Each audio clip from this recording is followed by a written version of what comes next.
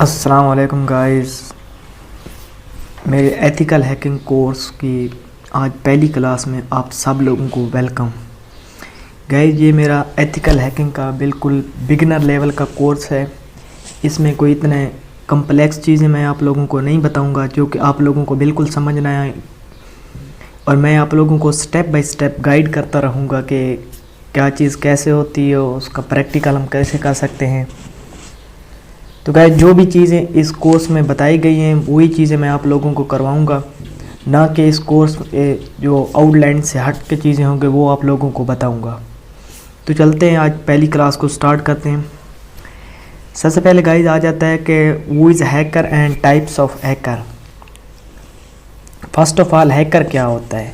Guys, hacker वो शख्स या बंदा होता है जो आपके सिस्टम या डिवाइस को आपकी परमिशन या आपकी परमिशन के बगैर एक्सेस करता है और आपके पर्सनल डेटा को चोरी कर लेता है, आप कह सकते हैं। और इसके बाद आ जाता है कि types of hacker. Types of hacker में मोस्टली जो ज़्यादातर टाइप्स आप कह सकते हैं होती हैं वो है white hat hackers, black hat hackers, grey hat hacker, और इसके अलावा और भी टाइप्स हैं स्क्रिप्ट किडी और इस तरह के। लेकिन जो मोस्टली टाइप्स आती हैं वो वाइट हैट है, ब्लैक हैट और ग्रे हैट। तो सबसे पहले आ जाता है कि white hat hackers. White hat hackers guys वो हैकर होते हैं जो आपकी परमिशन के बिना आपके सिस्टम या आपकी कंपनी में कोई भी इस तरह का इलीगल काम नहीं करते। आप लोगों की परमिशन होती है कि हमारे सिस्टम या डिवाइस या हमारी कंपनी को स्कैन करें या पेनिट्रेट करें और उसके अंदर जो भी वल्नरेबिलिटी या वीकनेस है उसे फाइंड करके हमें बताएं ताकि हम उसे दूर कर सकें और ताकि हमारी कंपनी को कोई बंदा इसे हैक ना करे। और इस तरह के जो हैकर होते हैं गाइस वो मोस्टली एजेंसीज़ के साथ काम करते हैं या बड़ी बड़ी कंपनीज़ के साथ, जो एथिकल हैकर या प्रोफेशनल हैकर होते हैं। लाइक एजेंसी जैसे ISI है या इस तरह के और भी राह हो गए, या जितनी भी एजेंसी जो टॉप हैकर्स होते हैं एथिकल हैकर वो ज़्यादातर एजेंसीज़ या बड़ी बड़ी कंपनीज़ के साथ काम करते हैं। इसके बाद आता है कि ब्लैक हैट हैकर।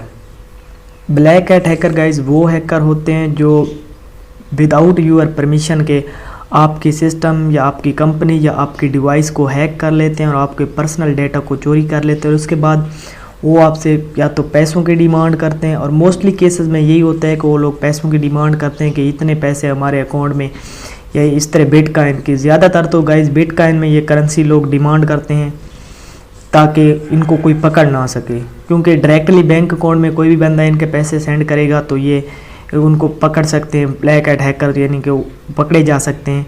तो ये इस वजह से ज़्यादातर करेंसी जो बिटकॉइन में लेते हैं, ये डिजिटल करेंसी जो होती है, ताकि इस करेंसी को ट्रेस ना किया जा सके।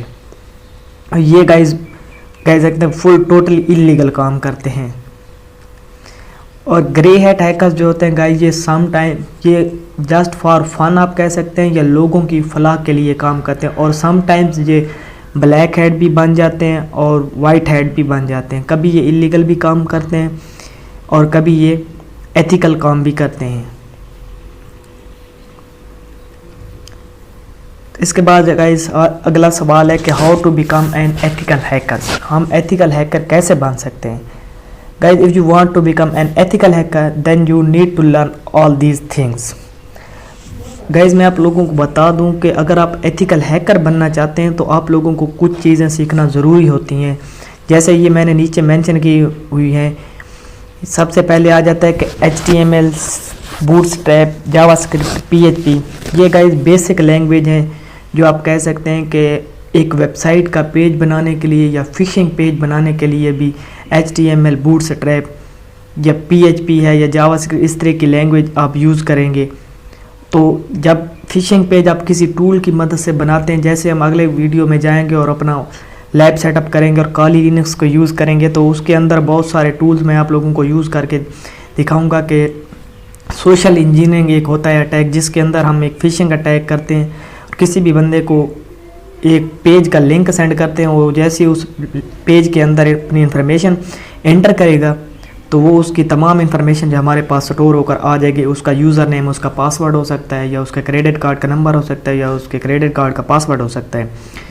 तो ये लैंग्वेज जो HTML, बूटस्ट्रैप और जावास्क्रिप्ट और PHP, इस तरह के फिशिंग पेज बनाने में भी आप लोग अगर आप लोगों को ये चीज़ें आएंगी तो आप लोग ईजिली एक फिशिंग पेज अपना बना सकेंगे, ना कि किसी और के टूल का यूज़ करेंगे बना हुआ फिशिंग पेज।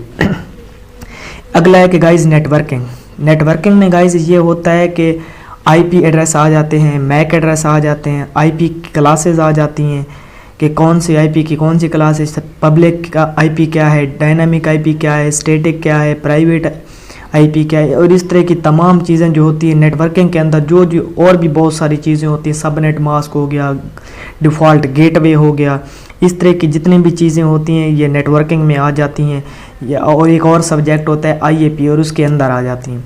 इसके बाद आ गया था जावा या पाइथन। गाइज सबसे बेस्ट ये है कि आप लोग अगर आप भी स्टार्ट करें तो इन बेसिक लैंग्वेज HTML, बूटस्ट्रैप, जावा और स्क्रिप्ट और PHP को सीखने के बाद डायरेक्ट आप पाइथन पे मूव कर दें, क्योंकि पाइथन आज की आप कह सकते हैं कि दौर की बेस्ट लैंग्वेज है, जिसको आप लोग सीखने के बाद आप लोग मार्केट में भी काम कर सकते हो। अगर आप अपना टूल्स भी बनाएंगे तो ये बहुत ही ईजी और आप कह सकते हैं कि आने वाले दौर में भी आप लोगों के ये काम आ सकती है language. Python is the top most language guys.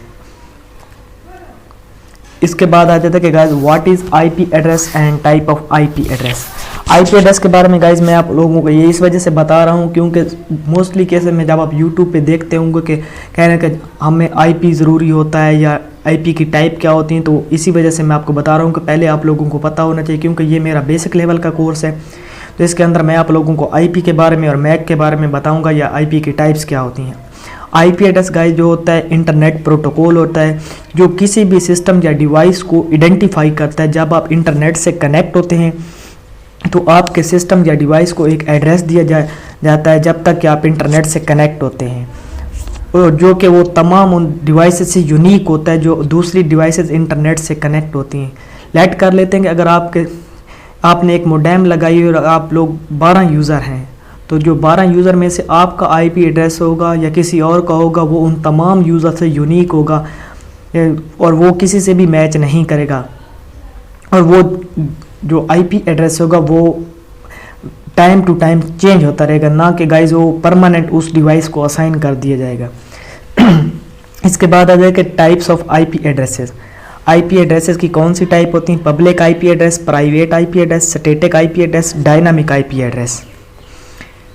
तो सबसे पहले गाइज मैं आईपी एड्रेस की आपको एग्जांपल बता दूं। आईपी एड्रेस गाइज कुछ इस तरह से होता है 192.168.10.1 या इस तरह से भी हो सकता है, या आप कह सकते हैं 120.130.101.220 इस तरह से भी हो सकता है।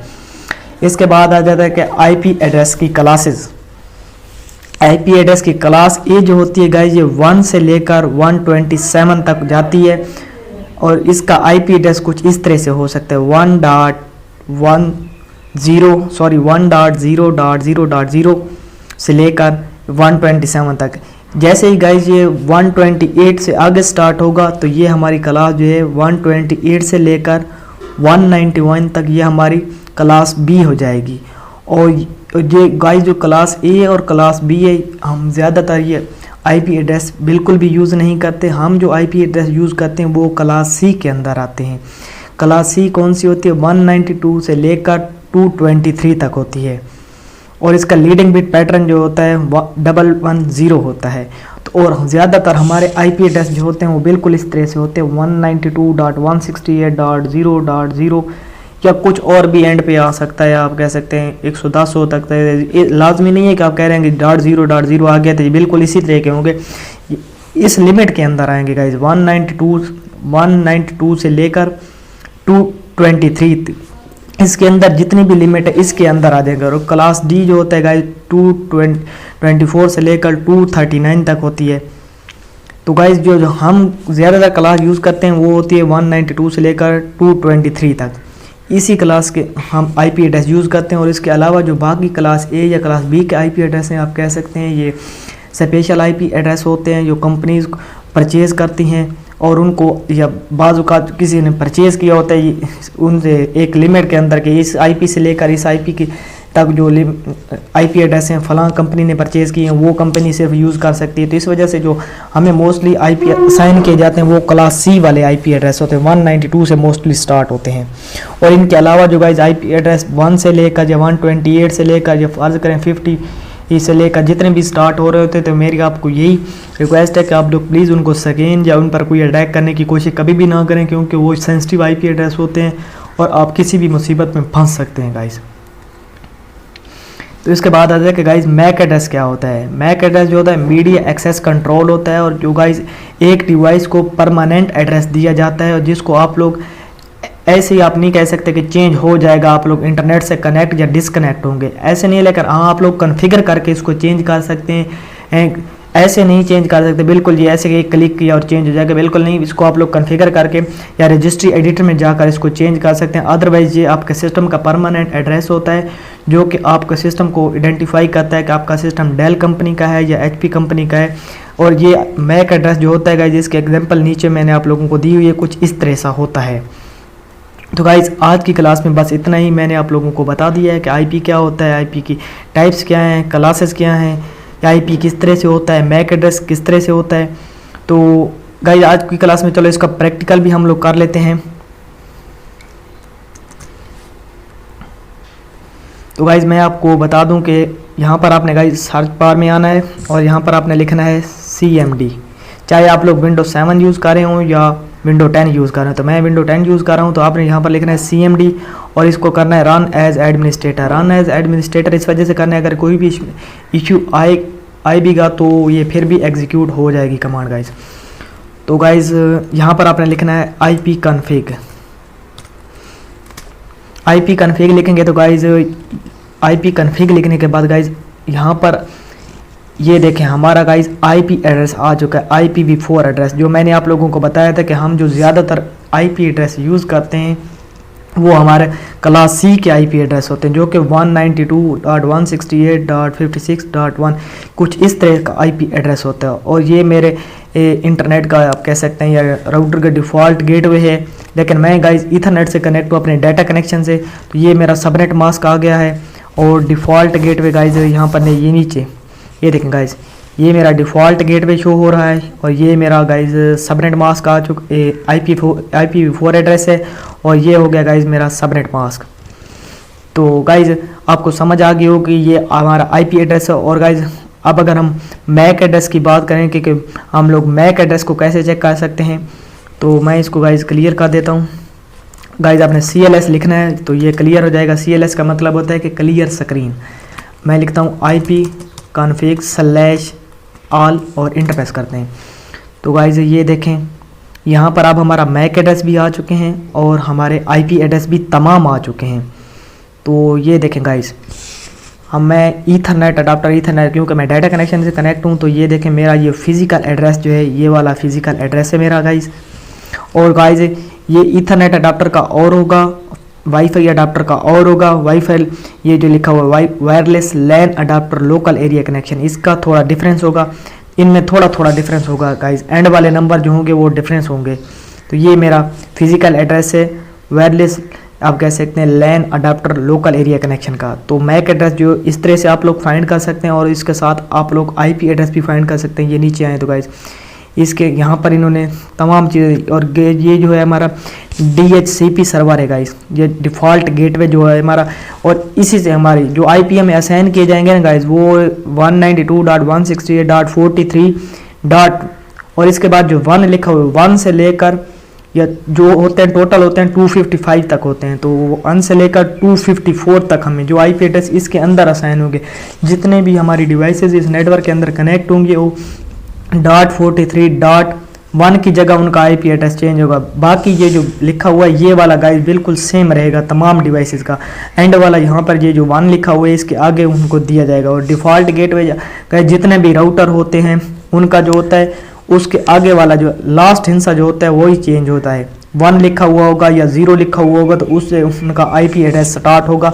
जितनी भी डिवाइसेस कनेक्ट होंगी उनका ये बाकी IP एड्रेस बिल्कुल सेम रहेगा, वैसे का वैसा डिफ़ॉल्ट गेट पे जो आप हैं। तो इसके अंदर जो IP एड्रेस असाइन बाकी किया जाएगा वो उनका ये लास्ट वाला नंबर जो है चेंज होगा। तो गाइज़ आप लोगों को समझ आ गया हो कि हम मैक एड्रेस को कैसे फाइंड कर सकते हैं या आईपी एड्रेस को कैसे फाइंड कर सकते हैं अपनी डिवाइस के। तो इंशाल्लाह मिलते हैं गाइज़ अगली क्लास में बहुत जल्दी, और उम्मीद करता हूँ कि आप लोगों को ये क्लास में समझ आ गई होगी आईपी क्या होता है, आईपी एड्रेस की टाइप्स क्या हैं और मैक एड्रेस क्या होता है। तो मिलते हैं इंशाल्लाह अगली क्लास में। अल्लाह हाफिज़।